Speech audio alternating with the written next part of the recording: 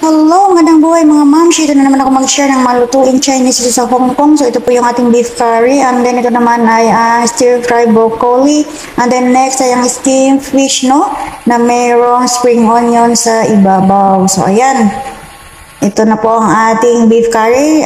Niluto ko na po yung ating beef ng, inuna ko po magpakulo yung beef ng 1.5 to 2 hours, no? And then after nga nilagyan ko na ng pampalasa ng beef curry and then pinray ko na rin yung ating potato at carrots bago ko hinalo dyan sa kanya. So ayan, wait na natin maluto.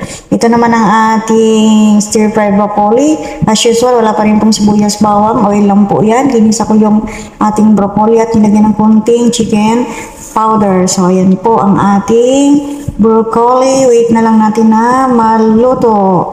Favorite yan ng aking mga alaga. Ito naman ang ating isda na ating steam. Yan ang ating bangos na isda na ating steam, no? Nalagyan ko na po siya ng ginger sa ilalim. At ayan po ang kanya spring onion na ilalagay natin sa kanya sa ibabaw pagka naluto na siya. So ayan, ready na po ang ating steam. Steam po natin siya ng 10 minutes only. Okay, ayan. Wait na lang din natin siya na maluto. Ganyan lang kasimple ang mga lutuin dito sa Hong Kong.